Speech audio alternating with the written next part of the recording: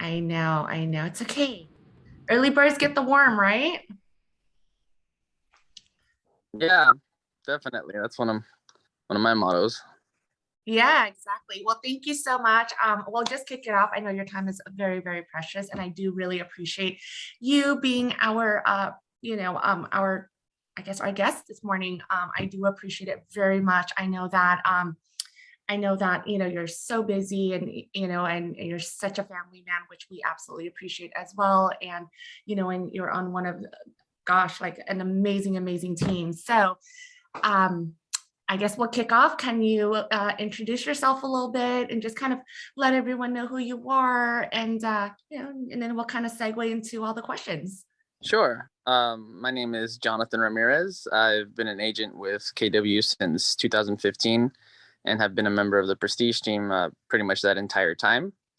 My background is in small business. I have a marketing degree from San Jose State University, originally from the Bay Area, and I moved down here in 2012, 2013, and I've been here since. That is amazing. Yeah, no, that's pretty awesome. I knew you were from up north, but I didn't know how close you were to me actually. So, yeah, well, that's interesting.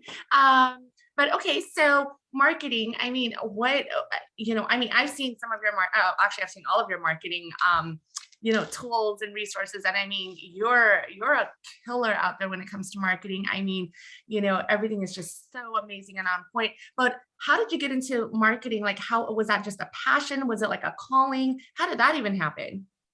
No, I have a background in art. I did a lot of my teachers pushed me to go into art when I was in high school. It was mainly my art teacher, but I Oh, had other interests. Like I was good at math and science and stuff like that. And when I originally started school at San Jose, I started as an engineer. I was going to be a mechanical engineer. But to my surprise, I was farther back in math than I had anticipated because our lovely public school systems are, somewhat similar to how they are here. So I ended up getting behind in my math, which is a very core component for an engineering degree. And I am not really known for my patience. I'm a little stubborn when it comes to timelines, especially. So I be in school for 6, 7 years to catch up and do all my math. I was working in the summers and in the winters at my family's business. We own a couple of grocery stores up north, and that's pretty much where I grew up and worked throughout high school and also through college. Eventually, I would come back on the weekends and just help pops with the business, thinking that's pretty much what I was going to do. I was going to take over the business when I graduated and go from there. Um, but things didn't pan out that way.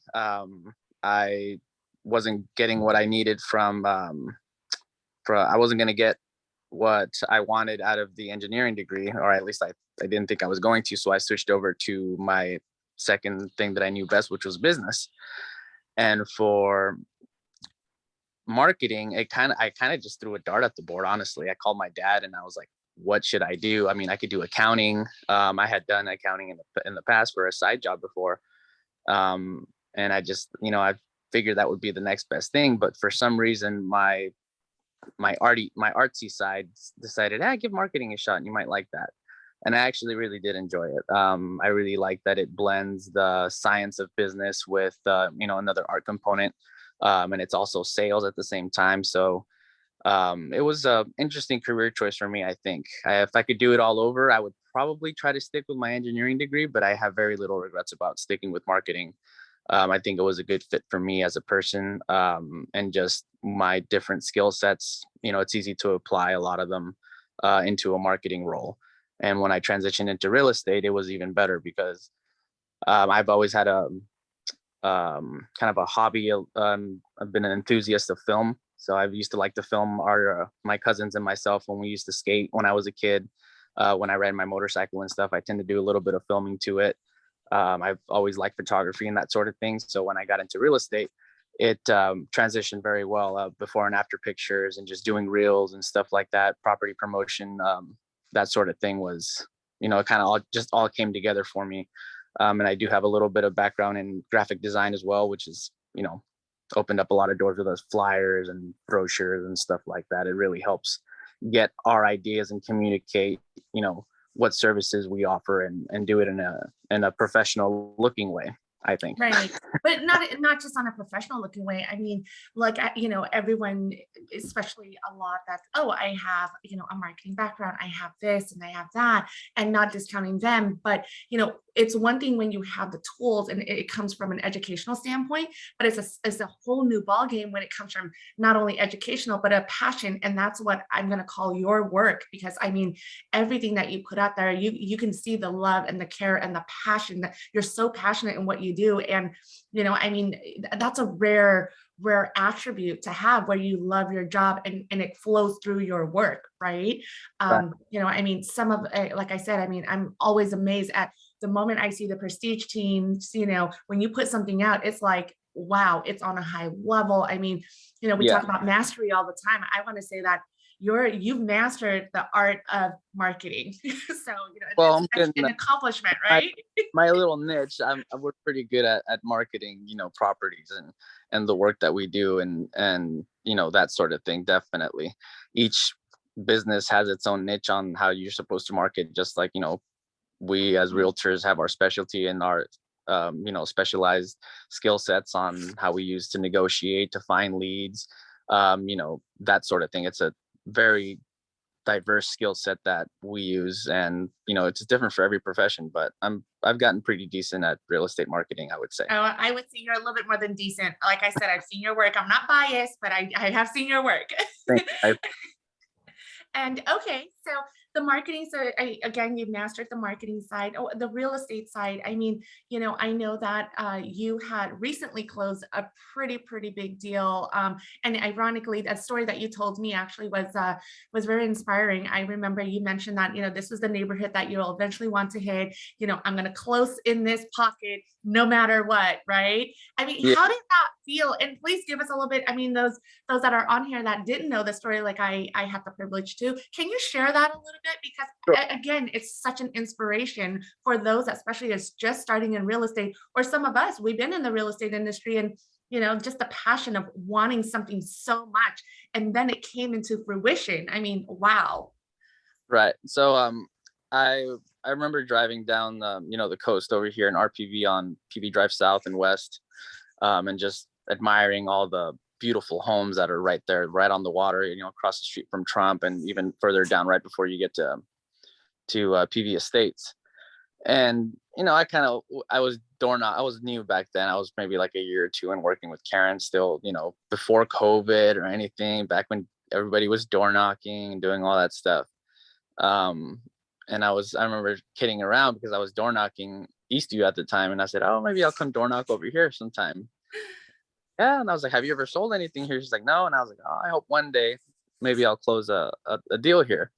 And it was never really one of those like, oh, it's a goal of mine. Like, I didn't have it up, like, taped to my Like mirror on in a the vision board, right? area. Like, it was never like that. But, I've always been of the mentality of, if you show up and if you do the work, you're going to get results. Simple as that. That's all it takes. It's that simple. It's not easy to do. It's never easy to do that. But that's literally 75% of it is just doing the homework, just showing up, going through the motions. And that's pretty much what happened with this client. They came in through our website back when the website was still brand new. It was like just some random lead that came into me. And it was this lady that was looking for a condo in town. So I reached out and I contacted her, and she's telling me, oh, like, we need something here in town. We live in Irvine and we have a business here in town, and we just like somewhere to crash while we're here during the week, so we don't have to do the drive. And I was like, okay. Started showing them a couple of stuff, and I think we went back and forth for at least a couple of weeks before I actually got to meet her.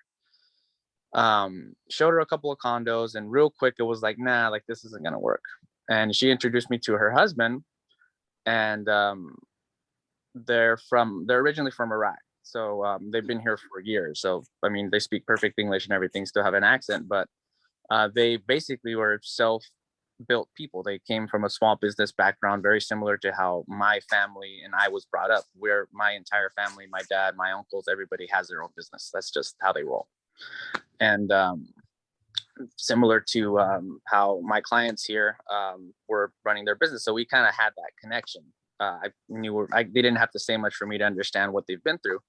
And we slowly built trust, and eventually it turned into, oh no, we're not going to buy a condo. Now we want to buy a piece of land. Like we have experience. We built our shop here in the business that we have in San Pedro. We built a building, and we're just going to buy a piece of land and build that. So eventually, and after about a year and a half of looking, I got them a lot in RPV in Wow. 2018, I think, for about $700,000. They bought a lot. They were going to build a house on it. Did a ton of research for them as far as what they could build, and they were really impressed with just that hustle that I had going to the city, getting all the info that they needed. And that's kind of what started it. That was my first transaction with them. And after a while, they were, doing the thing with the city, trying to get their plot approved, and it ended up not working out. They wanted to build a 2-story, and the neighbors were calling BS, and they just said, no, you can't do it because you're going to block our view that we hardly see anyway. That led them to say, you know what, we're tired of this commute. Let's just buy something. And we started looking at houses, and it was mainly one of those things where I was like, I'm just kind of going to go through the motions, and we're going to look at half dozen properties or something, and they're just going to change their mind. Right. And we came across a property that they really liked. Wrote a really good offer on it, and it all worked out. Like, it's just, if you're in real estate and you've done this business long enough, that when you come across like those special transactions where it just seems like there's nothing but water surrounding you, and out of nowhere, like, stones start falling for you to just take your steps on, and they lead you right back to land. Yeah. It's insane. And that's pretty much what happened here. We got really lucky with our timing. We had a really good connection with the listing agent. It just worked out. And yeah, to date, that was my highest sale that I've had. And probably will be for a minute. Yeah. Well, we don't have limiting beliefs in this group. Yeah. Remember that, right? Maybe more. So I think that's, out of all my clients, he's probably the one that has the most money. Oh, good. Well, but it sounds like, I mean, in this business is about relationship, right? You built a relationship with, it sounds like the client's very Americanized, but at the same time, we know that certain clients like to stick with certain type of pockets and people that they like to work with, but you broke that mold, and you're like, I got you. I have your back. I'm here to support you. You are my priority, right? You make them feel like they are the only client in your pipeline. And we all know that's not the case, but it separates you from, others that, basically, I'm going to take care of you, and I'm going to take care of you to the best of my ability. And it sounded like you gave them 120%, which is amazing. Thank you for that. Like I said, to me, it was a very inspiring story. It was one of those where, wow, all you had to do was put it out in the universe, and eventually it came. Persistence, consistency, and patience, right? So it's making yourself available, and that's really what got me through to them. I did the work. They asked me to do stuff, and I would go and do the best that I could. Sometimes I couldn't get them the answers that they needed, but I said, hey, this is the person we need to talk to, and we would go from there. And that was that. They would see the effort, is what people like to see. Absolutely. Absolutely. And available and being a resource for them after all these years. Any curiosity that they have, oh, hey, let's check out, can you give me some information on this, can you give me some information on that? And anytime now, I'm expecting them, hey, I have somebody that I know is looking for property, I give them your number, kind of thing. That's the next step. So correct. Yeah. Or who knows, maybe they want to expand their portfolio and purchase more of the same type of properties. We're looking for something for one of their sons right now for a condo. So I'm hoping that happens this year. So we'll see what happens. Well, good. Put it out there. That's what we do, right? Put it out in the universe. If the condo's coming by the end of this year. Well, I love that. Whenever they're ready. Right, exactly. So, especially to our newer agents, what are some of the advices that you have? Like you mentioned, show up and work, right? And then, you mentioned about being lucky. And ironically, I think we had this conversation yesterday. When you do your job, and when you do it every day, it's very surprising how lucky we are, right? Like, we always talk about having the luck, but but then we don't talk about the work that has gotten put into. So I'm like, well, how lucky are we when we're actually doing the work?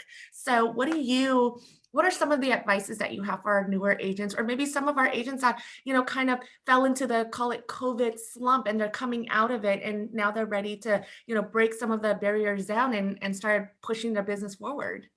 Yeah, I would say, I mean, put yourself out there. It's, do some open houses, get yourself in front of people, make some calls, or whatever you have to do to touch people, to put yourself out there as an agent, as a resource. I mean, that's really what we have to do is get ourselves out there and just be consistent. I mean, as you don't have to do everything under the sun. You don't have to be the best door knocker and do an open house every weekend and call your database every day, all 500 contacts. You don't need to do that all the time. It's a marathon. It's not a race.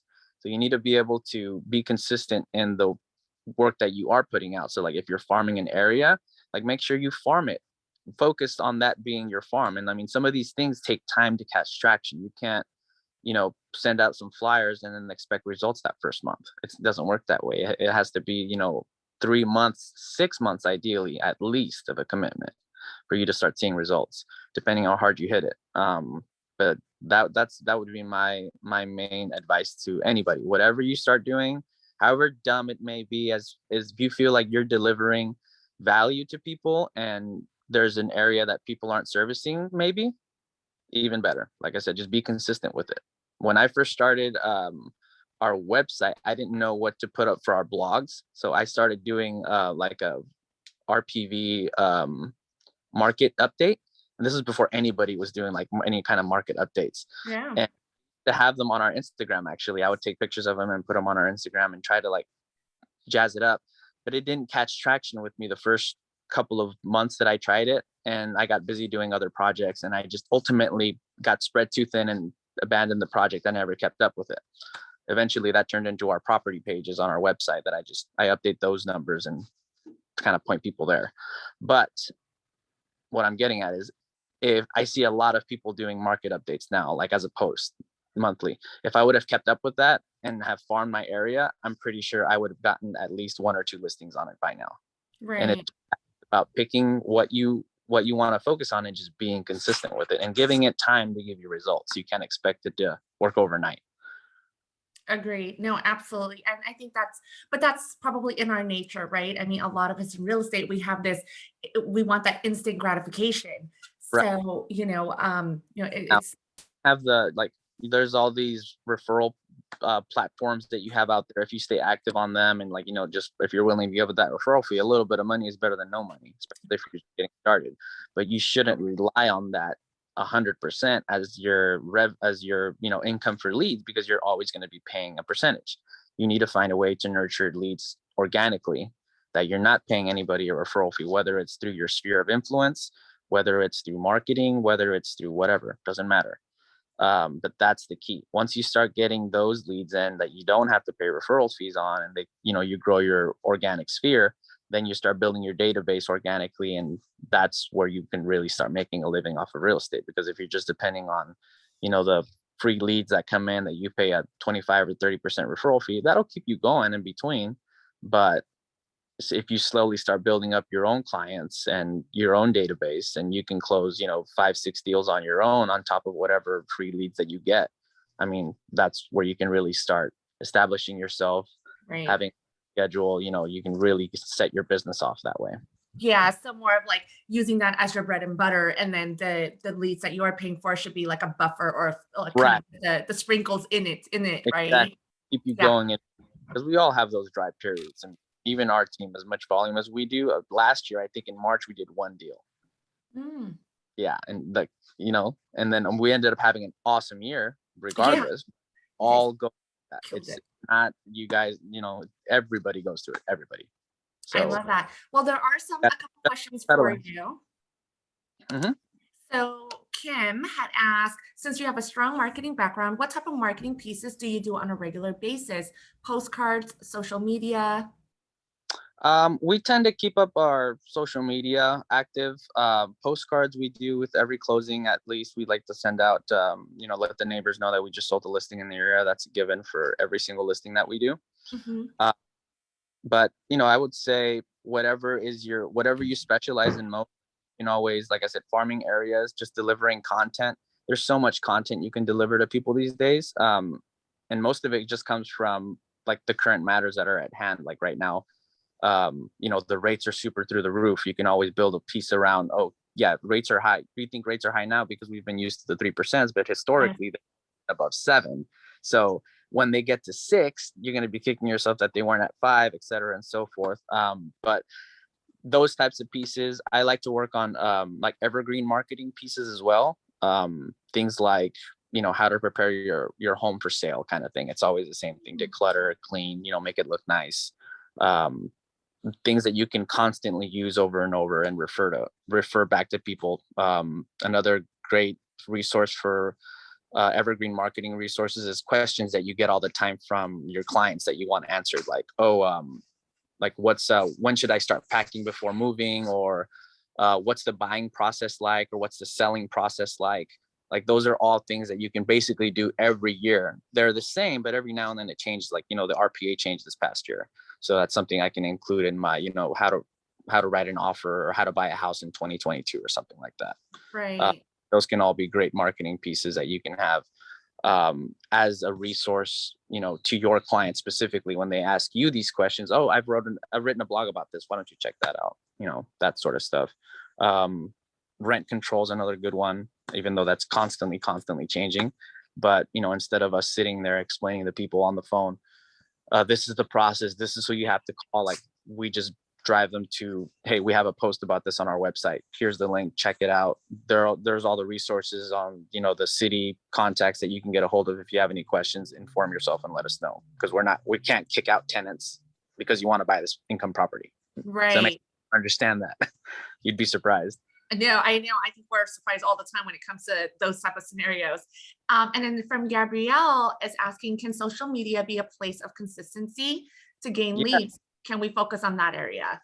Yes. I haven't gotten the traction because I don't think we've kind of spread our resources around in other areas.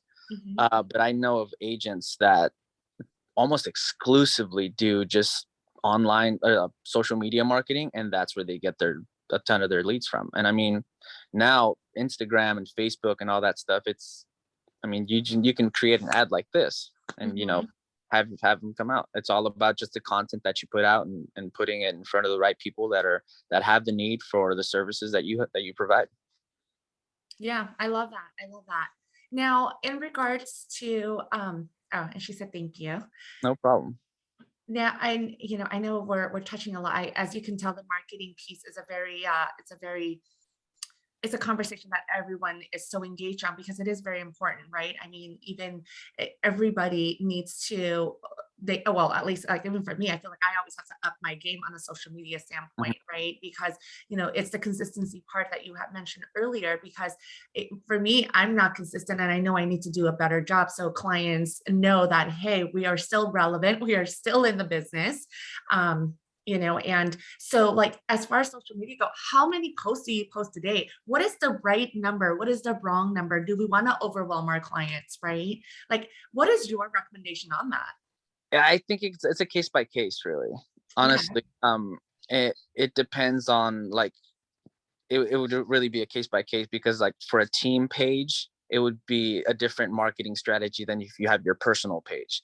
And I think honestly, personal pages you can get away with posting a lot more content that isn't necessarily informative, but it's more personal because it's a personal page. Right. You can't do that with a company site or a team site that's, that's profile like that.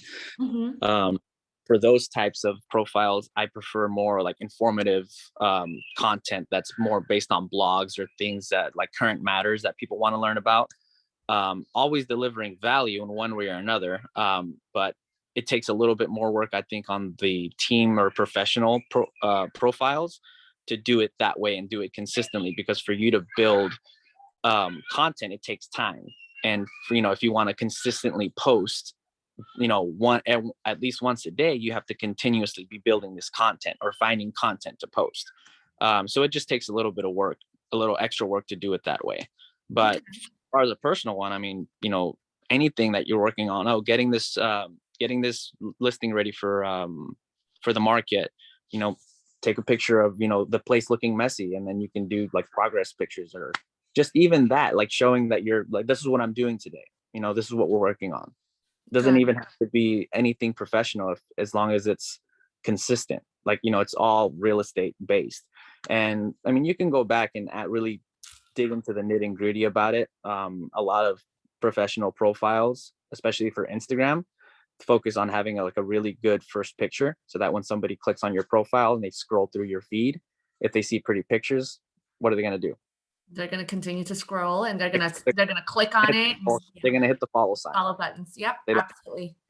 So that's, another thing that you can think about. And there's tons of this stuff. I mean, I can only scratch the surface. There's so many rabbit holes you can go down, and just get into so many details on how to work this stuff that people have just perfected. And again, it's about picking what you want to do. You don't have to do everything, because then you're going to be spread too thin. But if social media is something that you as an agent want to explore and get more out of, I mean, by all means, explore it, play with it. Trial and error. A lot of people are always scared. Oh, I don't know how to do it. Well, I didn't know how to do any of this stuff when I just started playing with it. Make a fake profile, add yourself as a friend, and practice. Like, just make stupid videos and see how the features work, see how a boomerang works, and all that other stuff. Yeah. And once you get good at it, then you can post it on your professional one. It doesn't cost you anything. It's just learning how to do it. And then once you do it, you get your own angle, and your custom introductions and all this other stuff. Like, once you get your own little style on how you do it, then that's it. You just run with it, and it's just you talking, or giving a quick update on what you're working on, or pictures, whatever it is that you want to do. No, that's amazing advice. I never thought about creating a fake profile and play around with it. Yeah, I have some Instagram profiles. I have one for my motorcycle, I have one for my car, I have a personal one, I have a team one, I have another like professional one that nobody knows about, that I don't do anything on. Oh, well, good to know. So they're free. I mean, there's no why harm. not? And social media doesn't limit how many accounts you can own anyway. So that's a perfect segue too. Yep. Okay, well, one more question for you. What is better to post on a business page or a personal page on Facebook? For Facebook, probably a professional page. I think especially if you're gonna be posting about like listings and all this other stuff, well, I guess it's a 50-50. But I think for like ad wise, like speaking from an ad standpoint, your business page would be a lot easier to push things out of than it would be your personal. Because I don't know if you can actually run ads on your personal stuff. I think you can, but I'm not sure. Yeah, I don't think so. But my feeling was for engaging with people, for them, like, for especially you just putting up like more organic, like, oh, here's a picture of my lunch. Like, you don't want to do that on a team site, that's right. Like a personal thing. Like, this is what so that's the difference. You mean I can't just share my salad, on my team page? You can if it's just you as the team, but if it's like, if I post that and then Karen's like, I didn't fucking have a sandwich for lunch. She's like, where is my sandwich?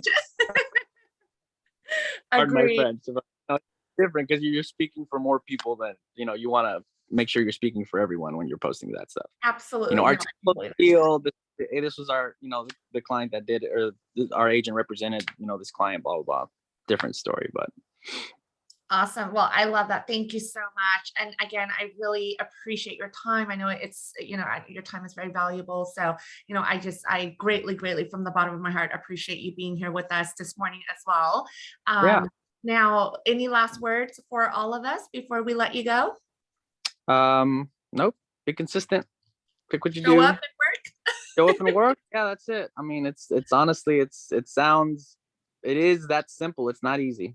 This is one of the bold sayings. Is my favorite. It's simple. Oh, I love it. Well, thank you so much again, Jonathan. I really appreciate it. And those of you that don't know, I know we talk about Karen a little bit, and Karen Anderson is the she's actually is the woman that created the Prestige team. Yeah, she's our team lead. Yes, she is. Yes, absolutely. And her team was kill it, and they actually was they were the top 3 in our region, highest team in producing. So thank you very much for this morning. I really appreciate it. My pleasure. All right, you guys, have a great day, great Friday.